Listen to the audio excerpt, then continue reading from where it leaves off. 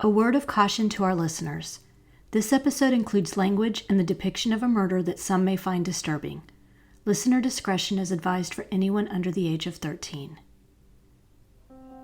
Campfire stories. They are the stuff of legends. They are what we bring out when we are communing with nature, sitting around a fire, toasting marshmallows, and simply entertaining one another before the lanterns go out. Chances are, you may have told a few yourself. How do we really know if these stories are based on a kernel of truth? Have you ever heard one that kept you lying awake all night in your tent, wondering, what if? Hello, and welcome to a special bonus episode of Missing in the Carolinas. In the spirit of Halloween, I wanted to bring you a short story I wrote a few years ago. I was inspired to write this story after doing a deep dive into the murder of 3 Girl Scouts in Oklahoma in 1977. In the original case, the man arrested for the crimes was eventually acquitted in a sensational trial. I wanted to explore the story a bit more from a fictional perspective, setting it instead in the mountains of my home state of North Carolina and bringing in all the sensory elements that frighten us to our core. I also wanted to pose the question, what if the wrong man is convicted of a crime? Enjoy. Episode number 17, The Monster in the Woods. From his spot deep in the woods, he watched them, listened to the Bunnell campfire songs, watched them hold hands and sway back and forth on the lawn. He zeroed in on one girl with hair so blonde it looked almost white. Although he couldn't clearly see her face because of his nearsightedness, something in the way she moved reminded him of Suzette, the little girl in his 4th grade class who had been the first to point out his new glasses on that day so long ago. "Look at Davy and his big old glasses," she'd giggled. "4 eyes, 4 eyes," she'd shouted in a sing-song voice, while all the others had followed with the chant. "4 eyes, 4 eyes, 4 eyes." He'd been so stunned he couldn't even respond. While he'd been so excited that his world had finally come into focus, he didn't like what his new glasses helped him see. Davy had ripped them off his face, stuffed them in his lunchbox, and never put them on again. Now he watched as the girl with blonde hair threw her head back and laughed as she grabbed the hand of another camper and began to walk to their tent. He stood up, brushing the grass off his knees as he glanced at the lightning flashing across the sky. The 2 little girls shuddered in the thunder from inside their canvas tent, labeled number 7, deep in the heart of the Blue Ridge Mountains in North Carolina. They sat cross-legged on their cots, breathing in the damp smell of wet leaves that filled the air, intent on their work. 9-year-old Tammy Morgan bent over her notepad, pencil scratching across the lined paper, occasionally stopping to tug at the ends of her shiny blonde pigtails and chew on the end of her eraser. July 8th, 1978. Dear Mom and Dad, since there's not much to do here, I thought I would write you a letter from Girl Scout camp. I made some new friends tonight, and one of them is sharing a tent with me. Her name is Patricia. She is very nice. It's storming right now, and I'm scared. I hope tomorrow is better. I miss everyone and wish I could come home. Please hug Pookie and Bear for me and tell Christopher to stay out of my stuff while I'm not there. Love, Tammy.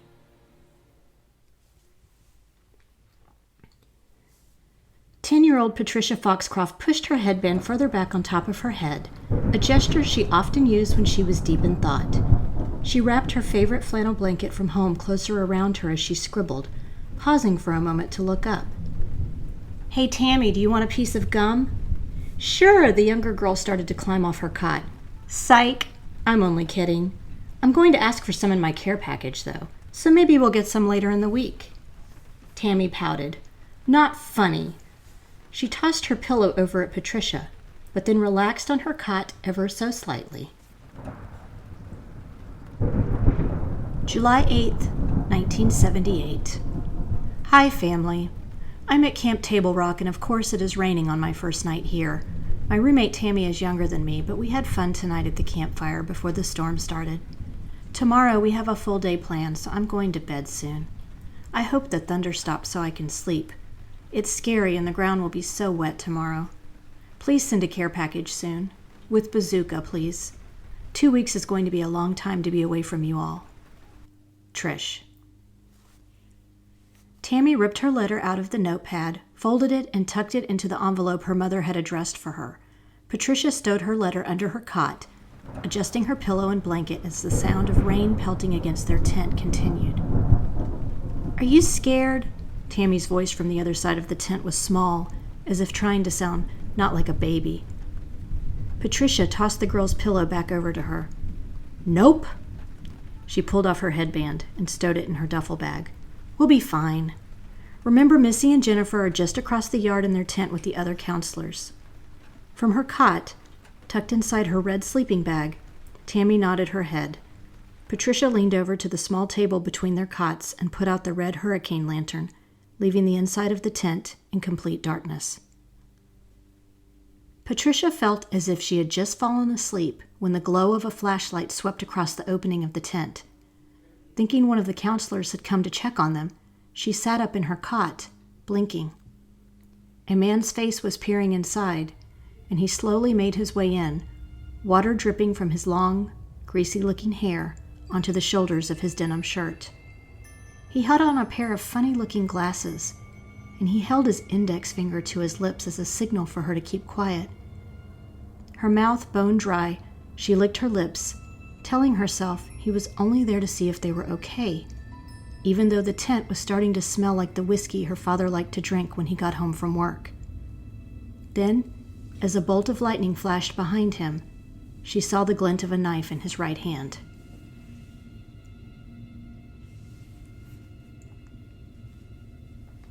Melissa Harris tossed and turned in the tent she was sharing with another counselor, Jennifer Walker. The rain had continued to pour throughout the evening, and she was worried about all the Girl Scouts in their tents, as they were spread out at least 20 yards away from each other in the camp. She had fallen asleep for a short while, but was now awake again. From across the tent, her roommate Jennifer was snoring so loudly she sounded as if she was being strangled. Melissa shivered. The rain had just started to let up, and Melissa let herself relax a tiny bit. She peered at the watch still strapped to her wrist and saw that it was close to midnight, the witching hour. She settled back against her pillow when a faint scream pierced the night. Melissa sat up, heart pounding in her ears. Then, another scream. Mama! Mama! Fear seized Melissa. She unzipped her sleeping bag and shoved her feet into her sneakers, stumbling over to where Jennifer still slept soundly. Jennifer! Jennifer! She shook the girl by the shoulder. Jennifer continued to snore, oblivious to Melissa's voice. Damn it, Space Cadet! Muttering under her breath, she picked up her flashlight and peeked through the tent into the stillness of the night. Nothing. She clicked it on and took a tentative step off the platform and onto the soft, mushy earth. She shone the light in a circle around her, pausing on each of the 5 other tents in the vicinity. Hearing a twig snap behind her, she jumped, dropping the flashlight. Trembling, she reached down, fumbling around for a moment before gripping her fingers around the plastic, thumb pressing down onto the switch firmly. Then, with the hair standing up on the back of her neck, she headed towards the closest tent. Melissa put her ear up next to the opening, hearing nothing. She didn't want to peek into the tent and risk waking up one of the girls. She was headed toward the next tent when lightning flashed overhead, illuminating the tops of the trees and making the branches look like dry, brittle bones. Melissa hesitated, trying to squelch her longtime fear of being struck by lightning. She turned her head back to the tent, trembling and conflicted. Had the cries of "Mama, Mama" been in her imagination? Had she mistaken the cries of an owl or a wild animal in the night? She didn't want to admit to herself that she was too scared to go walking around alone to investigate further. Screw it. She sighed and turned back toward the tent, praying she would be able to get back to sleep, and that nothing was really wrong.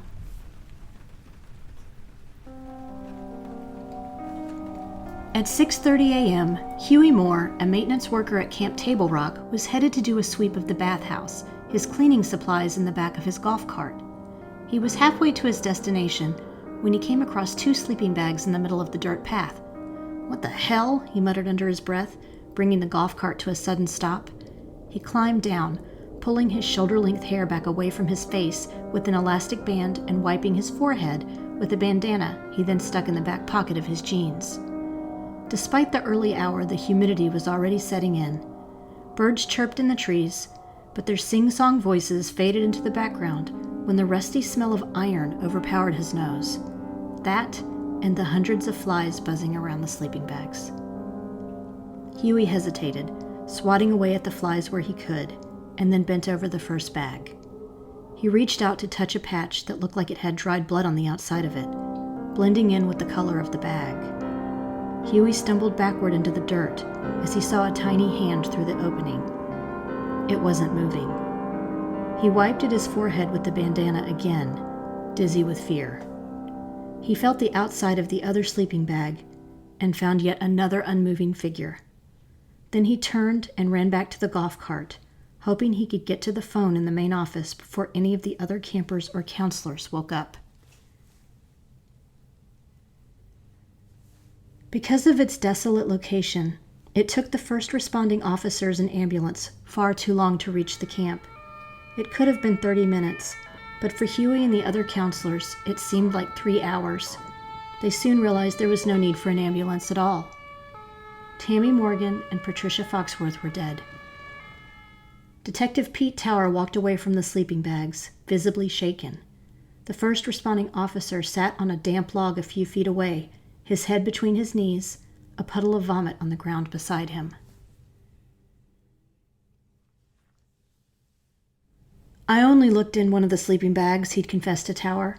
Her blonde hair was so matted with blood it completely changed the color. Her eyes, it looked like she was just sleeping. And the flies, sweet Jesus, the flies. They were everywhere. "By the amount of blood, it appears they were stabbed," Tower told his partner, Detective Lou Evans. "I'm pretty sure someone would have heard a gunshot go off in the camp. It had to have happened in tent number 7. There's evidence of blood spatter and signs of a struggle in there.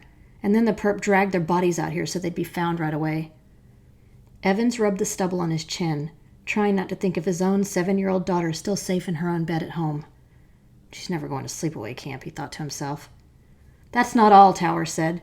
"Their hands and feet were bound with duct tape, and there's signs of... well, let's just say whoever did this is a sick, twisted bastard. They weren't even 11 years old. Shit." At that moment, a young woman who couldn't have been more than 19 years old approached them, weeping and clutching a tissue in one fist. "Are you Melissa Harris?" Evans asked. She nodded, blowing her nose with the tissue. "What can you tell us about last night?" Melissa glanced over her shoulder. My tent mate, Jennifer, is supposed to be headed down here too, but I don't know what's taking her so long. Jennifer! Tower put a comforting hand on her shoulder. Okay, I'm sorry. This is just so... Melissa took a deep breath. The girls turned in around 8:30 p.m. after the campfire. They were so cute, holding hands as they made their way up to the tent. They said they were going to write letters home. And then the thunderstorm started up, and I had a hard time sleeping because I was worried about them. And then I did fall asleep, but I woke up. "Did something specific wake you up?" Tower prodded her. I thought I heard a scream or a cry or something. I woke up and swore someone was yelling, "Mama! Mama!" It was around midnight or so. I got up with my flashlight and looked around for a few minutes, but I didn't get very far. I didn't see anything, but I was scared too. This is probably all my fault. She choked back a sob. Evans snorted. "This is not your fault, young lady. Don't even try to tell yourself that. I would like to know why a 9 and 10-year-old girl were sleeping in a tent alone, but that's something we'll have to talk to the Girl Scouts about, not you." Melissa sniffled into her tissue, then glanced up over Tower's shoulder. "Oh, Jennifer, over here." Jennifer Walker looked disoriented and squinted in their direction, still wearing her pajama shorts and Star Wars nightshirt she had slept in, her red curls in a disarray. Melissa frowned. "Where are your glasses? What's wrong?" "That's just it," Jennifer said, stumbling down the hill to where they stood. I looked all over the tent and I can't find them. I know I set them on the table between our cots before we went to bed. I can't see anything without them." She rubbed her eyes in frustration. From his spot on the log, the responding officer lifted his head. "Your glasses are missing?" Jennifer nodded. "That's the weird thing," he said, standing up. "When we did the initial check to make sure everyone else here at the campsite was okay, we found several pairs of eyeglasses scattered about. Some of them were right outside tents. Others were near the bathhouse." "Eyeglasses?" Tower was puzzled. "Do you think some whack job was wandering around the camp trying on different pairs of women's eyeglasses so he could see?" All three men shook their heads in disbelief. Camp Table Rock was shut down immediately, never to be opened again. No one could ever imagine staying in a place where two innocent young Girl Scouts were bound, sexually assaulted, and stabbed to death. Their parents received copies of the letters Tammy and Patricia had written that night.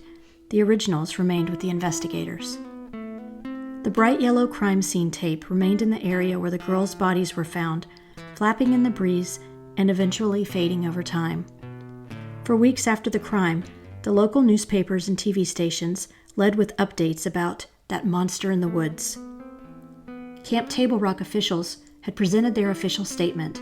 The parents had been interviewed, with Tammy Morgan's father Joe pleading the most for anyone with information to come forward. Investigators said they were conducting searches in the woods for the perpetrator. Then, the stories began to fade away. Until 6 months after the crime, when there was a break in the case. "Holy shit!" Evans cried out as he opened a manila envelope on his desk at the police station. From across the room, Tower rubbed his forehead and sipped from the cup of cold coffee he was using as a paperweight. "What is it?" "Fingerprints from the crime scene at Camp Table Rock. They were taken from the duct tape on Patricia's hands. Match a convict from Tennessee named Clark Simpson. He escaped from jail there 2 years ago and has been on the run ever since." "So then we have to track down this Simpson person and see if he's still in the area," Tower said, sloshing coffee out of his cup. "He could be anywhere by now." "Oh, I think we may be able to track him down," Evans said, pulling a sheet of paper from the envelope. "Take a look at his mugshot." The face of Huey Moore, the maintenance worker who had found the bodies, stared up at them, with a much shorter haircut. Huey Moore, otherwise known as Clark Simpson, who had a rap sheet with the conviction of statutory rape on it. Moore was living a few towns away, continuing to live under his assumed identity, working as a janitor for a grocery store. When the police showed up to arrest him, he first tried to run out through the back door of the store, then screamed his innocence for all to hear, as police officers tackled him to the ground and handcuffed him in the alley next to the garbage dumpsters. It took another year for Clark Simpson to be brought to trial for the murders of Patricia and Tammy. Through it all, he remained steadfast in his answers to the prosecutor's questions.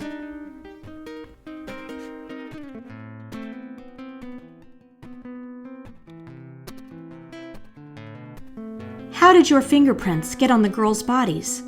"I was the first to find them. I reached into the sleeping bags to feel for a pulse on Patricia." "Why did you leave Tennessee after your rape conviction and change your name?" "It was a statutory rape conviction. My girlfriend was 16 years old and I was 20. Her parents went nuts and had charges brought against me. Everyone in our town accused me of being a pedophile, and I wasn't. I knew what would happen to me in prison. So I ran. Created a new identity. The Girl Scout camp didn't do a decent background check or a fingerprint check. If they had, they would have figured out who I was. But that's not my fault, and it doesn't mean I'm a murderer." When it came time for the jury to deliberate, there were many unresolved questions. Simpson had 20/20 vision. It was on his medical record. Who had been rifling through the tents the night of the murders looking for eyeglasses, and why? With the limited testing that could be done in the late 1970s, it was determined that the semen left behind at the crime belonged to someone with an O-positive blood type. Simpson's blood type was AB positive, so they didn't match. Simpson's former girlfriend had also testified that he had never been violent with her or shown signs of sexual deviance. Her parents simply hadn't approved of him having a relationship with their teenage daughter. The members of the jury were torn. They wanted to bring closure to the girls' families, but they felt there simply was not enough evidence to convict. Clark Simpson was acquitted. He still had to serve out time for his initial statutory rape conviction, though. As officers accompanied him to the van that would transport him back to Tennessee, a wild-eyed man with disheveled clothes burst through the crowd behind the courthouse. He was brandishing a pistol. Simpson was dead before he could realize the shooter was Joe Morgan, the father of Tammy, determined to find justice for his daughter, no matter what the cost.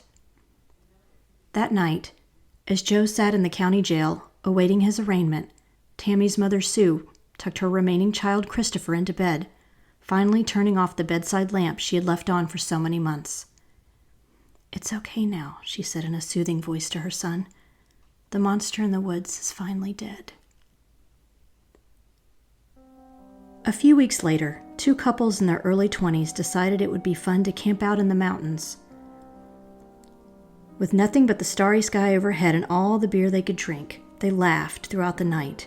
They roasted hot dogs on sticks over an open flame and drank entirely too much beer. He watched from the woods, knowing they would not be expecting him.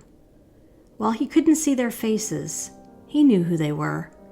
They were just like the kids who had teased him in high school, who had imitated his strange cadence of speech and the stiff way he walked behind his back when they thought he wasn't looking. The ones who put a dead, smelly fish in his locker and wrote him fake love notes from a secret admirer. The ones who'd attended the Friday night bonfires he'd never been invited to. He'd given up on those people a long time ago. In his gloved hands, Davy held a hammer and a roll of duct tape. He would wait until they were asleep, just as he had with Tammy and Patricia. And then he would incapacitate the young men and assault the women in a way that was now becoming familiar. A female voice echoed through the woods toward him, and her words brought a smile to his face. "Are you sure it's okay to sleep out here? What about the monster in the woods?" "Don't be a chicken," a male voice replied. "They caught that guy, remember? Even though the jury screwed up the verdict. And then one of the dads went all vigilante. That dude is dead. You're totally safe with me." The voices drifted off as the couples went in and out of their tents, preparing for bed. They extinguished the campfire, with the smell of smoke filling the air.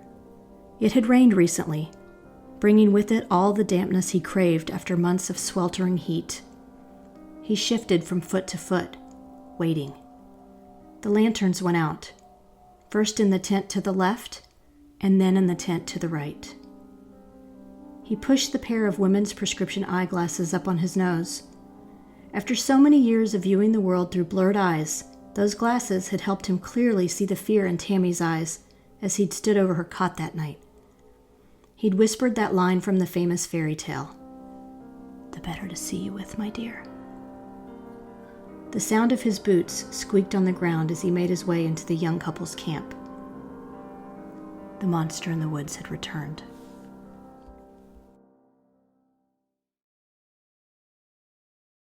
This brings us to the conclusion of bonus episode number 17. Thank you so much for listening. If you haven't listened to episode 16, Ghostly Tales from the Carolinas, I encourage you to check that one out too. Thank you.